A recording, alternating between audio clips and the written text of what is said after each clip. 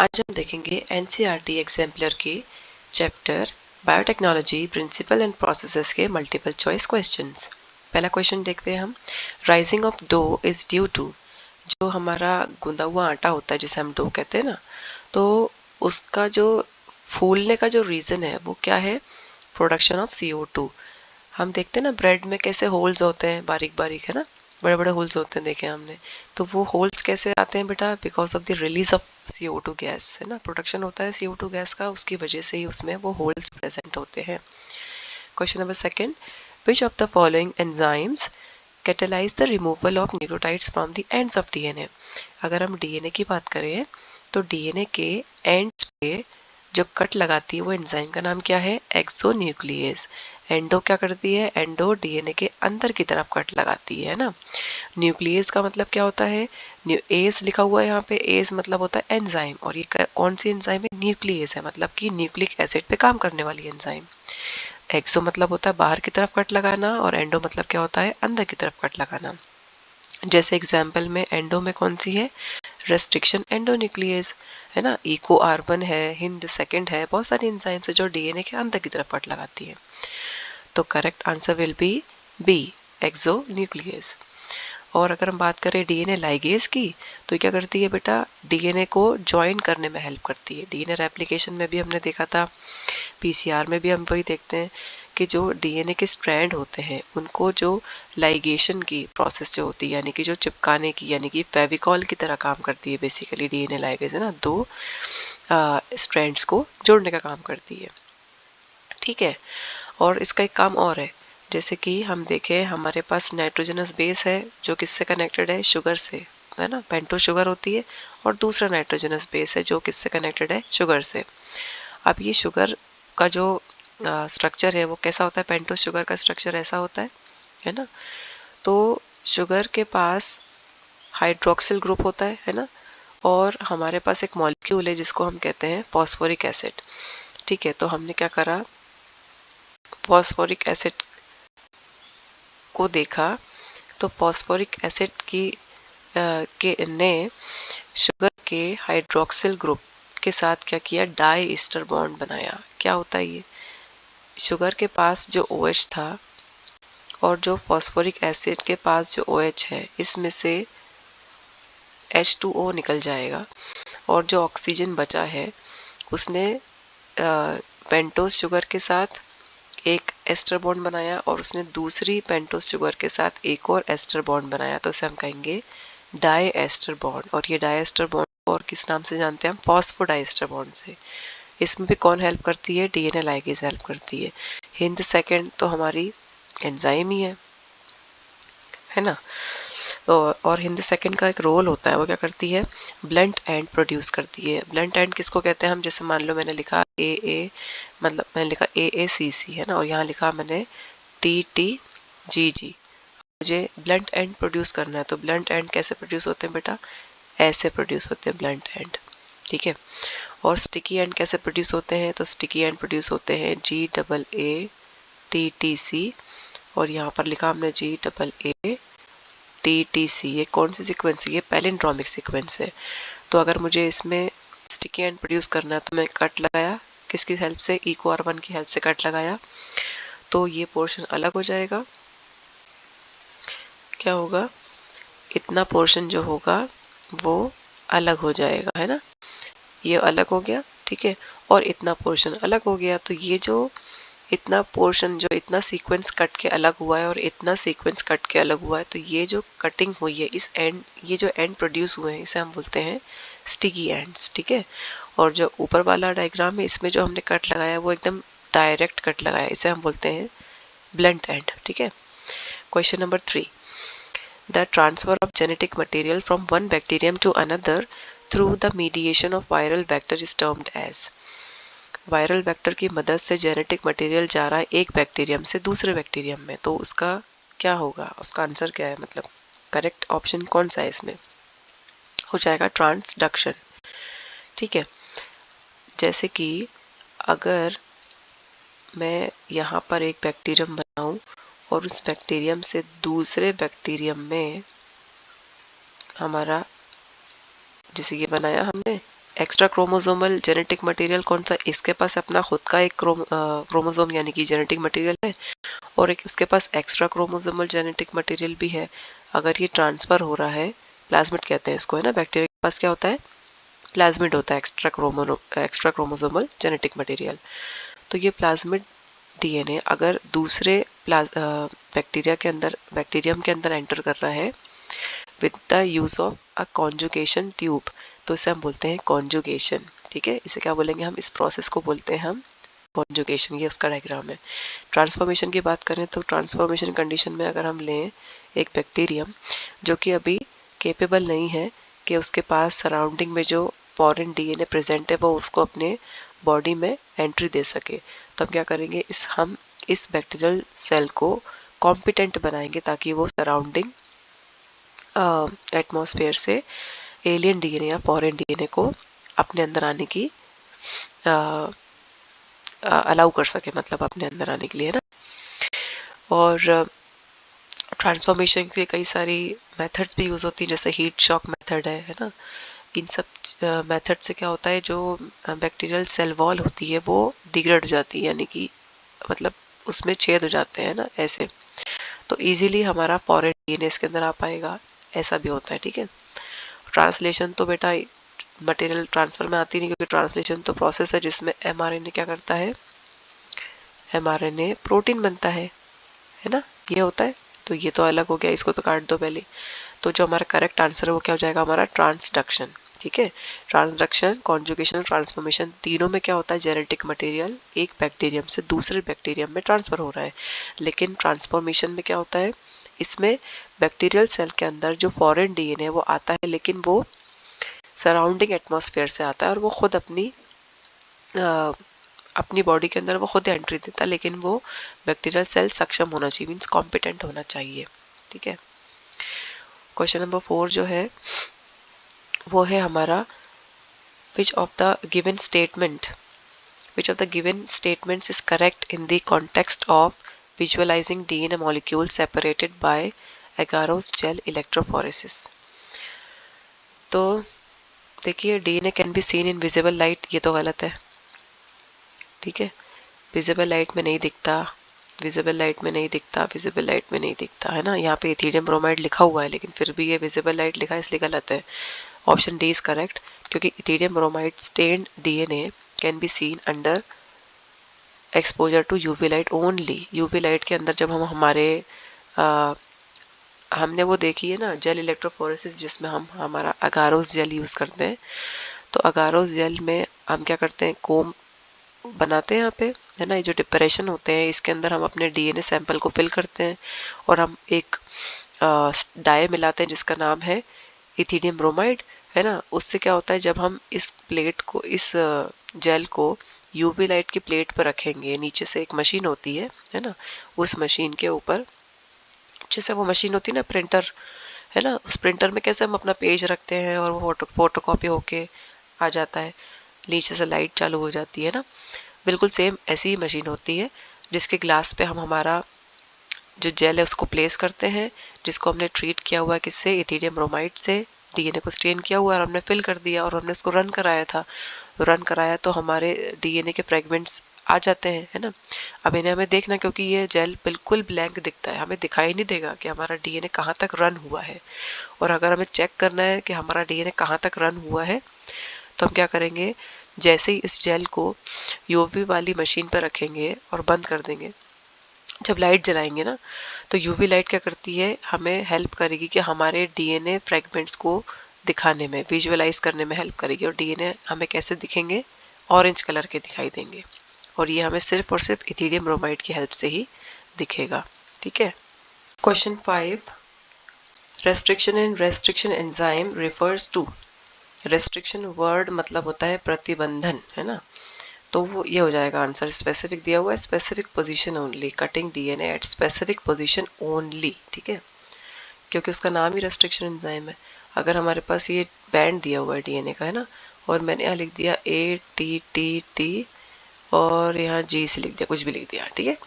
अब मैंने बोला कि मुझे A के बाद जो है इधर कट चाहिए और एक इधर कट चाहिए। तो ये रेस्ट्रिक्शन एंजाइम की खासियत होती है कि जहाँ भी आप जब भी इसको आप यूज़ करते हो मीडियम में, तो ये स्पेसिफिक साइट पर ही कट करता है, ठीक है।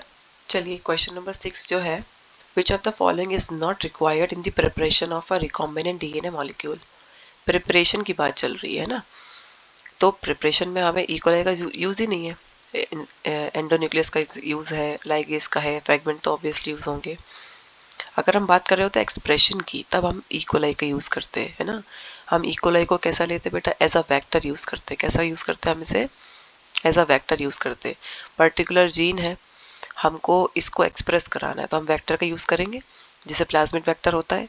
यही करते हैं हम रिकॉम्बिनेंट डीएनए टेक्नोलॉजी में, कि हमें अपने जीन को एक्सप्रेस कराना है, तो कैसे यूज़ करेंगे आप उसको। डायरेक्ट तो एक्सप्रेस नहीं कर सकते। इस कंडीशन में हम क्या कर रहे थे, हम पहले प्लाज्मिड डीएनए को कट कर रहे थे, स्पेसिफिक एंड पे हमने से कट किया। जितने न्यूक्लियोटाइड्स वाला ये हमारे पास जीन है,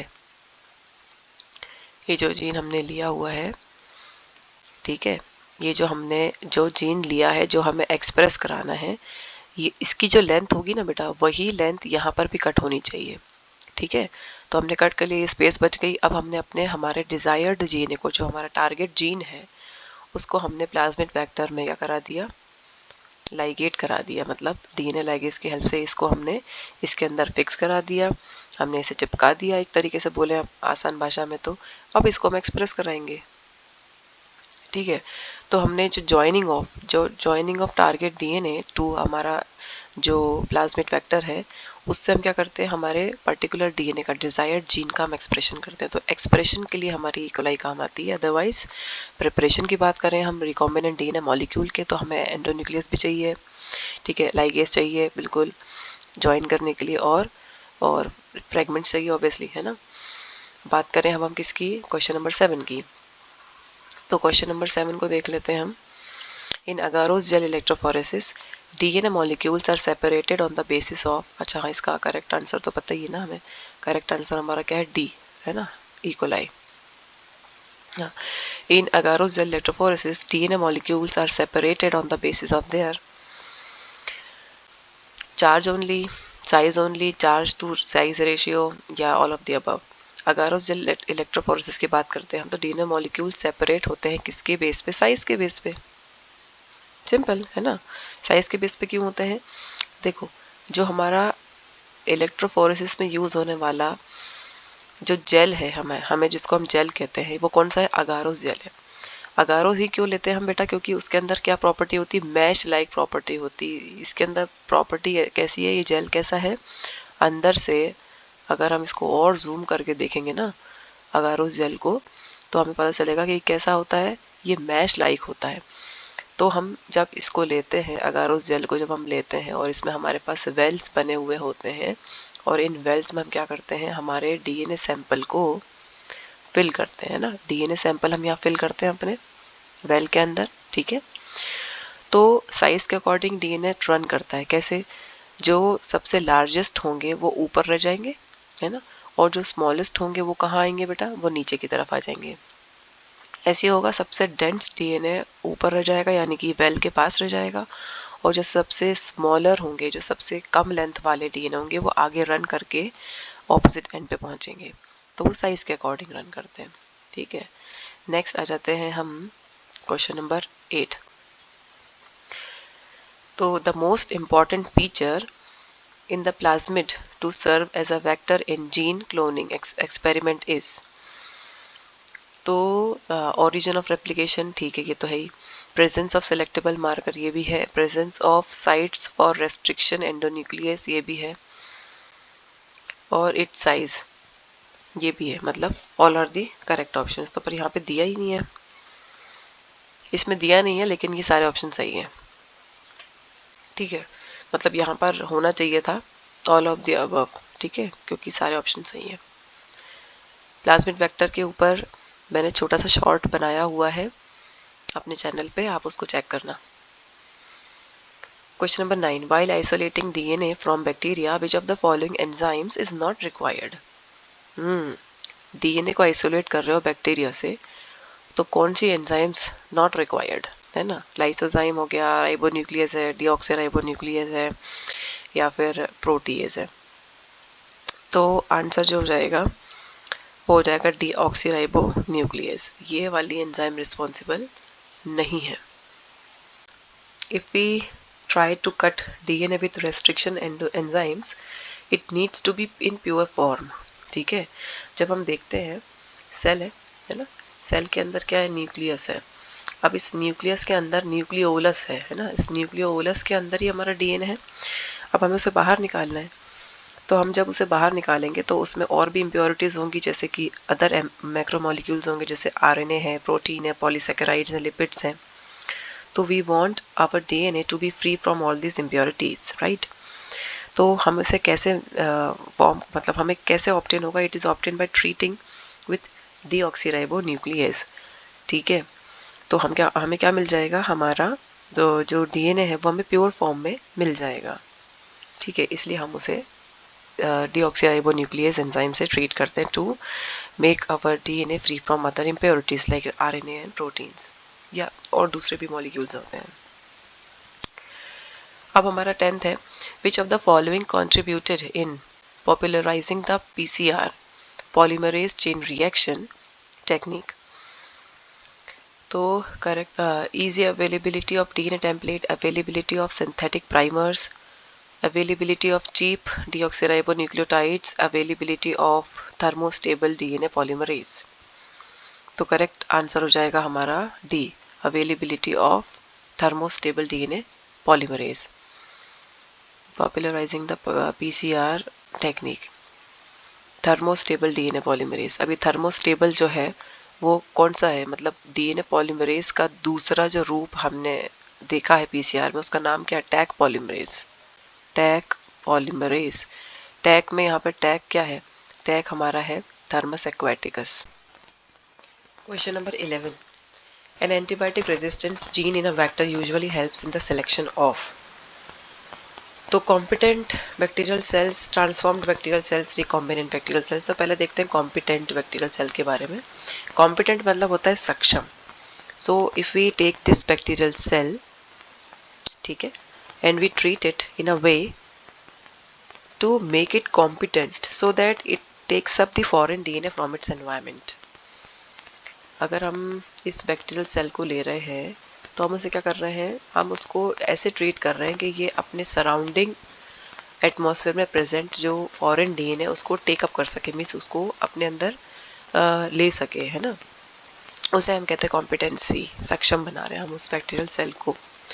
बात करें हम ट्रांसफॉर्मेशन की, तो क्या होता है, अगर हम प्लाज्मिड वेक्टर की बात कर रहे हैं तो इसके पास इसका एम्पिसिलिन रेजिस्टेंस जीन भी है और इसके पास टेट्रासाइक्लिन रेजिस्टेंस जीन भी है, BAM-H1 सेल1 है ना, यहाँ पर PVU PST दोनों हैं। ठीक है, अब ये तो हमारा नॉन ट्रांसफॉर्म्ड है, ये हमारा प्योर है, बिल्कुल प्लाज्मिड है ना।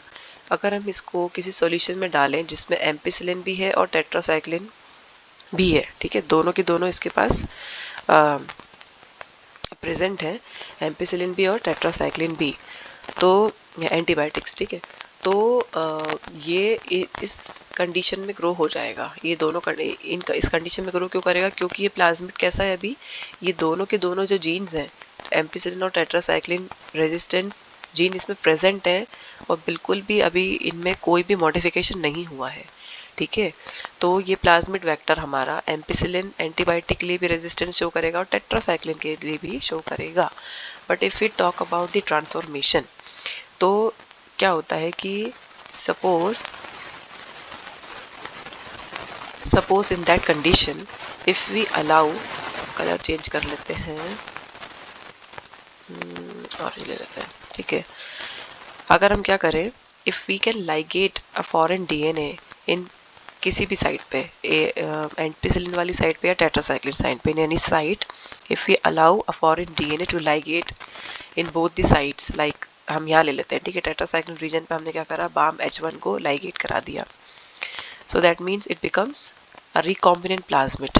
ठीक है, तो recombinant plasmid will lose tetracycline resistance due to the insertion of foreign DNA, हमें पता है। ठीक है, तो अब अगर हम इसको किसी सॉल्यूशन में डालेंगे जिसमें टेट्रासाइक्लिन वाली एंटीबायोटिक प्रेजेंट होगी तो इट विल नॉट ग्रो, ठीक है, but it can grow in the medium that contains antibiotic ampicillin, क्योंकि एंटीबायोटिक एम्पिसिलिन जो है उसके जो रेजिस्टेंस जीन है बिल्कुल सही सलामत है, यहाँ पे हमने कोई भी फॉरेन डीएनए का इंसर्शन नहीं कराया है। ठीक है, so it will grow in the medium of ampicillin only. ठीक, और अगर हमको इधर अगर हम इंसर्ट करा देते तो वाइसी वर्सा हो जाता, यानी कि वो एम्पिसिलिन में ग्रो नहीं करता लेकिन टेट्रासाइक्लिन में ग्रो करता है ना। तो ये बन गया हमारा क्या, ट्रांसफॉर्म्ड बैक्टीरियल सेल। अब यहाँ जब बात करें रिकॉम्बिनेंट की, तो रिकॉम्बिनेंट वर्ड यहाँ पे यूज हो रहा होता है जब हम बात कर रहे होते हैं मैनिपुलेशन की, जब हमने खुद से मैनिपुलेशन कराया है बैक्टीरियल सेल में टू मेक इट रिकॉम्बिनेंट। जो हमने रिकॉम्बिनेंट डीएनए टेक्नोलॉजी में भी देखा है कि हमारे डिजायर्ड डीएनए को जब हम किसी वेक्टर में इंसर्ट करा देते हैं तो हम इसे रिकॉम्बिनेंट बोलते हैं। हम सारे रिकॉम्बिनेंट्स को ट्रांसफॉर्म्ड बोलते हैं, लेकिन सारे ट्रांसफॉर्म्ड बैक्टीरियल सेल को हम रिकॉम्बिनेंट नहीं बोल सकते। हमें ये चीज़ याद रखनी पड़ेगी। ठीक है, तो यहाँ पर अगर हम आंसर देखें, सबसे पहले तो आंसर पे टिक लगाते हैं, वो है हमारा transformed bacterial cell. I hope आपको समझ में आ गया होगा। तो हम जिस चीज़ का पता लगा रहे थे वो क्या थे, ट्रांसफॉर्म बैक्टीरियल सेल का पता लगाते हैं हम किसके थ्रू, एंटीबायोटिक रेजिस्टेंस जीन के थ्रू। एंटीबायोटिक रेजिस्टेंस जीन जो दोनों तरफ दी हुई है हमारे वेक्टर में, इन दोनों में से कहीं भी अगर हमने फॉरेन डीएनए इंसर्ट कराया तो वो रीजन अपनी प्रॉपर्टी लूज कर देगा, और जो रीजन अपनी प्रॉपर्टी लूज करेगा वो रीजन उसी सॉल्यूशन में, उस सॉल्यूशन में प्रेजेंट एंटीबायोटिक जिसकी प्रॉपर्टी उसने लूज कर दी है उसके लिए वो उसमें वो ग्रो नहीं करेगा। जैसे टेट्रासाइक्लिन वाले रीजन में वो उसने फॉरेन डीएनए ग्रो कराया तो टेट्रासाइक्लिन वाला रीजन मॉडिफाई हो गया, अब यहाँ की प्रॉपर्टी बिल्कुल ख़त्म हो गई, तो इसलिए टेट्रासाइक्लिन वाले सॉल्यूशन में ग्रो नहीं करेगा। लेकिन एम्पिसिलिन वाले रीजन में तो कोई भी मैनिपुलेशन नहीं हुआ है, तो इसलिए इस कंडीशन में ये ग्रो कर जाएगा। ठीक है, अब आ जाते हैं हम क्वेश्चन नंबर 12 पे। The significance of heat shock method in bacterial transformation is to facilitate heat shock method in bacterial transformation is to facilitate binding of DNA to the cell wall, uptake of DNA through membrane transport protein, uptake of DNA through transient pores in the bacterial cell wall। ये तो हमारी process है जो हम करते हैं, है ना, हीट शॉक मेथड हम करते हैं ताकि बैक्टीरियल ट्रांसफॉर्मेशन हो सके। ये जो कॉम्पिटेंट बैक्टीरियल सेल वाला जो ऑप्शन है, यहाँ हम बात कर रहे थे ना, to treat this bacterial cell by ways, है ना, तो जो उनमें से जो एक तरीका है वो है हमारा हीट शॉक, है ना। तो हीट शॉक मेथड के थ्रू भी हम क्या कर रहे होते हैं, हमारे बैक्टीरियल सेल को कॉम्पिटेंट बना रहे होते हैं ताकि वो ट्रांसफॉर्मेशन में ट्रांसफॉर्म हो सके, है ना, ट्रांसफॉर्मेशन में वो हेल्प कर सके। तो हम वो किसके लिए करा रहे होते हैं, uptake of DNA. C answer हमारा करेक्ट है, uptake of DNA through transient pores in the bacterial cell wall. मतलब बैक्टीरियल सेल था, हमने इसको ट्रीट कराया तो क्या हो गया, बैक्टीरियल सेल वॉल में क्या हो गया, पोर्स फॉर्म हो गए। अब जब पोर्स फॉर्म हुए तो सराउंडिंग में प्रेजेंट है डीएनए के अंदर आने के चांसेस बढ़ जाएंगे, है ना, कॉम्पिटेंट हो जाएगा हमारा बैक्टीरियल सेल। ठीक है, ताकि वो क्या कर सके, so that it can take up the foreign DNA from its environment. ठीक, now question number 13, the role of DNA ligase in the construction of a recombinant DNA molecule is formation of phosphodiester bond between two DNA fragments, formation of hydrogen bonds between sticky ends of DNA fragments, ligation of all purine and pyrimidine bases, and none of the above। तो answer A is correct, formation of phosphodiester bond between two DNA fragments. Role of DNA ligase, अभी मैंने इसके पहले वाले question में बताया भी था आपको, क्वेश्चन नंबर किसमें बताया था, यहाँ बताया था, क्वेश्चन नंबर 6 में बताया था, है ना, कि जो आपकी डीएनए लाइगेज है उस किस किस चीज़ों में हेल्प करती है, वो डीएनए को लाइगेट करने में, मीन्स उसको चिपकाने में बेसिकली, है ना, फेविकॉल की तरह काम कर रहा है डीएनए लाइगेज। लेकिन दूसरा काम इसका क्या है, ये फॉस्फोडाइस्टर बॉन्ड जो होता है डीएनए फ्रेगमेंट्स के बीच में उसको भी चिपकाता है ना। फॉस्फोडाइस्टर बॉन्ड किसके बीच में बन रहा है, हमारे नाइट्रोजनस बेस और शुगर जो जुड़ी हुई है आपस में। तो जो शुगर एक नाइट्रोजनस मतलब एक न्यूक्लियोटाइड की जो शुगर है वो दूसरे न्यूक्लियोटाइड की शुगर के साथ फॉस्फोरिक एसिड के थ्रू जो डाइस्टर बॉन्ड बनाती है उसे हम कहते हैं फॉस्फोडाइस्टर बॉन्ड, है ना। और इसमें दो हाइड्रोक्सिल ग्रुप्स का रोल होता है जो हम पेंटोज शुगर से लेते हैं। पेंटोज शुगर के थर्ड कार्बन में पे प्रेजेंट जो हाइड्रोक्सिल ग्रुप्स होते हैं वो जब फॉस्फोरिक एसिड के साथ बॉन्ड बनाते हैं तब जाके फॉस्फोडाइस्टर बॉन्ड बनता है और with the release of water molecule. ठीक है। Question number 14, which of the following bacteria is not a source of restriction endonuclease? Haemophilus influenzae, Escherichia coli, Entamoeba coli या Bacillus amyloidosis patiens? तो इसका correct answer है Entamoeba coli. Which of the following steps are catalyzed by Taq DNA polymerase in a PCR reaction? तो Taq जो है वो क्या है, थर्मस एक्वेटिकस बैक्टीरिया से निकला हुआ है, ये है ना, थर्मस एक्वेटिकस बैक्टीरियम से निकला हुआ है ये टैक पॉलीमरेज, जो कि क्या है, डीएनए पॉलीमरेज का फॉर्म है। तो फाइनल स्टेप कौन सी, एक्सटेंशन है ना। एक्सटेंशन में क्या होता है, सबसे बड़ी प्रोसेस होती है और इस प्रोसेस में क्या होता है, जो टेम्परेचर होता है वो होता है 72 degree Celsius.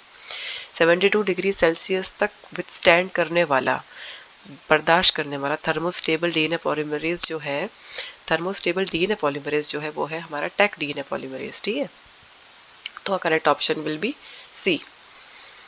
Question number 16. A bacterial cell was transformed with a recombinant DNA molecule that was generated using human gene. However, the transformed cell did not produce the desired protein. तो reasons क्या हो सकते हैं उसके? Human gene may have intron which bacteria cannot process. Amino acid codons for humans and bacteria are different. Human protein is formed by but degraded by bacteria या all of the above. तो पहले ये word देखो, यहाँ पे आ रहा है intron.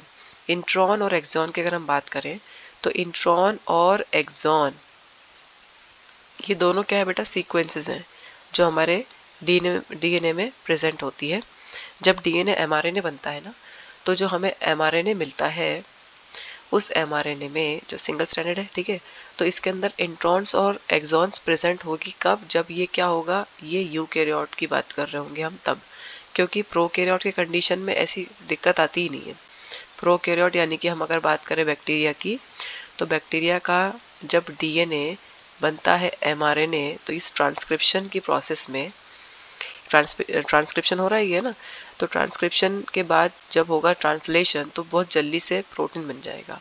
यहाँ पे कोई आरएनए स्प्लाइसिंग नहीं होगी, कोई भी सीक्वेंस जो कि कोडिंग नहीं है वो मतलब जो नॉन कोडिंग सीक्वेंसेस हैं, इंट्रॉन को बेसिकली नॉन कोडिंग सीक्वेंस कहते हैं। ठीक है, नॉन कोडिंग सीक्वेंस किसको कहते हैं हम, इंट्रॉन को कहते हैं, और कोडिंग सीक्वेंस किसको कहते हैं हम, एक्सॉन को कहते हैं। तो अगर हम बात करें यूकैरियोट्स की, ह्यूमंस की अगर हम बात कर रहे हैं, तो ह्यूमन में भी सेम वही डीएनए से क्या होगा, ट्रांसक्रिप्शन होके एमआरएनए बनेगा। तो ये एमआरएनए जो बनता है हमें, इसमें हमें इंट्रॉन और एक्सॉन दोनों मिलते हैं। अब एक्सॉन तो कोडिंग सीक्वेंस है और इंट्रॉन नॉन कोडिंग सीक्वेंस है। जो नॉन कोडिंग सीक्वेंस है उसको रिमूव करना पड़ेगा। जैसे अगर हम बात करें, ये हमने बना दिया कि इस एमआरएनए में ये जो ऑरेंज पार्ट है ये है आपका इंट्रॉन्स, तो इसको निकालना पड़ेगा। तो इसको निकालने के लिए जिसका यूज़ होगा उसे हम कहते हैं आरएनए स्प्लाइसिंग। आरएनए स्प्लाइसिंग के थ्रू हम सारी की सारी जो भी एक्स्ट्रा दी हुई है हमें नॉन कोडिंग सीक्वेंस इंट्रॉन के रूप में, वो हम निकाल देंगे। तो बचेगा क्या, हमें मैच्योर्ड या कोडिंग सीक्वेंस मिलेगी जिसे हम कहेंगे एक्सॉन। ये एक्सॉन जो रहेगा ये आगे जाके फर्दर क्या बना देगा, आपकी प्रोटीन फॉर्मेशन करेगा, है ना। तो करेक्ट आंसर इसका हो जाएगा ह्यूमन जीन में have intron which bacteria can not process, क्योंकि बैक्टीरिया क्या है, आपका प्रोकैरियोट है। ठीक है, और ठीक, अब आ जाते हैं हम क्वेश्चन नंबर 17 में। विच of the following should be chosen for best yield if one were to produce a recombinant protein in large amount? तो ऑप्शन है laboratory flask of largest capacity, stilled tank bioreactor, without inlets and outlets. ठीक है, stilled tank bioreactor भी दिया हुआ है, देखो ये बहुत इंपॉर्टेंट है, ये आपके चैप्टर के सबसे लास्ट वाले पेज में दिया है, तो आप अच्छे से करके जाना इसको। हमको अगर बात कर रहे हैं हम हमारे डिज़ायर्ड प्रोटीन के प्रोडक्शन की, तो इनमें से कौन सा ऑप्शन सही होगा। तो फ्लास्क का यूज़ ही नहीं है ना, laboratory flask is not enough for the production. ठीक है, बाकी बात करें बी की, a stirred tank bioreactor without inlets and outlets.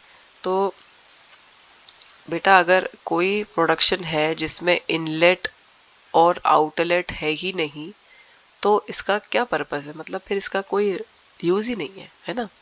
तो ऑप्शन ये भी गलत हो गया, है ना। फिर हमारा सी है कंटिन्यूअस कल्चर सिस्टम। अब देखो ये ठीक लग रहा है, क्यों? क्योंकि अगर हम किसी एक पर्टिकुलर, ये तो मैंने ऐसे एग्जाम्पल दे दिया है आपको बना के, कुछ भी हो सकता है डायग्राम इसका, कि अगर हमारे पास एक तरफ से हम मीडियम डाल रहे हैं और दूसरी तरफ से हम मीडियम निकाल रहे हैं, मतलब क्या बोलना चाह रही हूँ मैं, कि अगर हमने यहाँ से एक बैच डाला, वो बैच किसका डाल रहे हैं हम, बैक्टीरियल सेल्स का जो ट्रांसफॉर्म्ड है, यानी कि हमने हमारा जीन ऑफ इंटरेस्ट उनमें डाल दिया है तो वो ट्रांसफॉर्म हो गए। अब हमने फ्रेश बैच डाला, ठीक है। अब ये जो सेल्स हमने डाले हैं ये सब कैसे हैं, अपने लॉग फेज में, यानी कि अपने एक्सपोनेंशियल फेज में हैं। तो ये जल्दी जल्दी अपना डिज़ायर्ड प्रोडक्ट का या डिज़ायर्ड प्रोटीन का प्रोडक्शन करेंगे, हमें मिलेंगे। लेकिन जो हमारे पास मटेरियल बन चुका है ना, ऑलरेडी यूज्ड मीडियम जो है हमारे पास, उसको हम दूसरे आउटलेट से बाहर निकाल लेंगे।